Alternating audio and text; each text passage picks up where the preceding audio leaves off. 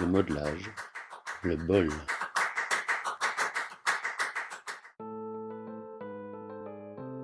Il est possible de réaliser un bol modelé uniquement à la main. Pour cela, il suffit de partir d'une boule de terre. Je la creuse délicatement pour ne pas faire trop craquer l'argile, en appuyant avec mes 2 pouces qui vont jouer le rôle de pince avec les phalanges. Il faut faire attention de ne pas transpercer, mais de bien garder un fond pour le bol. Ce geste est très important car il permet d'habituer et de rendre sensible l'extrémité des doigts.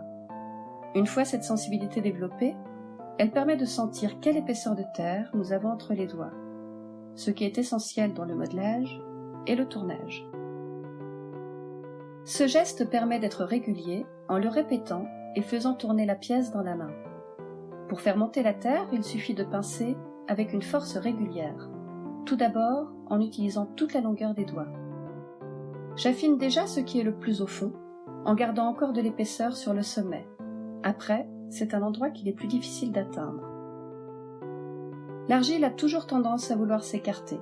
Si on veut qu'un bol ne soit pas trop évasé, il faut monter la terre en direction du centre. L'orientation du poignet est déterminante.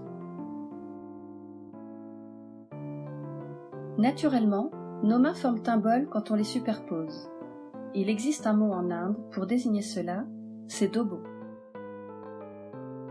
Lorsque le fond est correct, j'affine le bord du bol avec le pouce, je lisse l'intérieur et rebouche les petites fissures.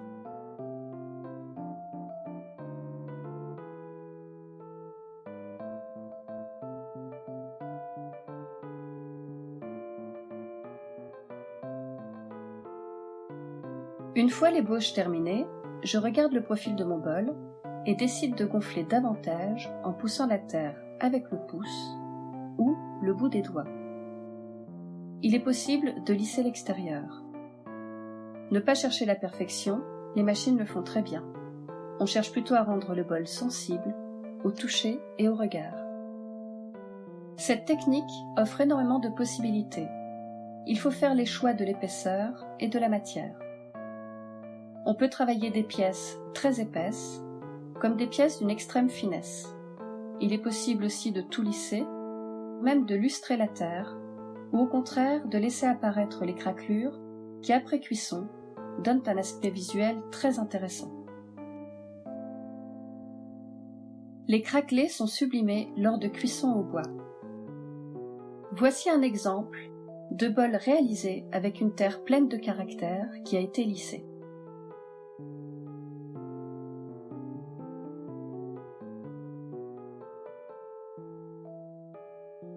Pour ne pas casser le bel arrondi du fond du bol, je prépare le collage d'un petit colombin pour donner un pied. Je strie, pose la barbotine.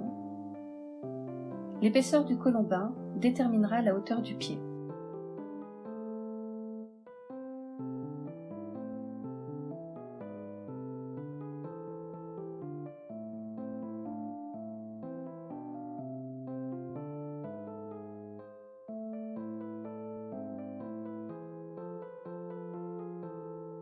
J'enlève l'excédent de barbotine.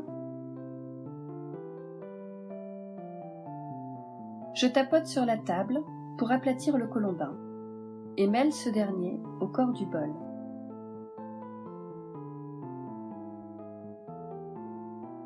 Il reste la lèvre à affiner et à lui donner la direction souhaitée. Les bols japonais de la cérémonie du thé sont très souvent modelés à la main. Tout accident était exploité et précieusement gardé. On regarde et on touche le bol en le faisant tourner dans les mains pour en apprécier toutes les nuances. Il est possible d'agrandir la pièce en continuant de monter à l'aide de colombins. Ce bol est juste un exemple de cette technique. Elle prépare la main à une découverte sensorielle. Les doigts sur l'argile, l'ornementation commence déjà. La main modèle et l'argile accueille l'empreinte des identités. Chaque main modèle inévitablement de façon différente.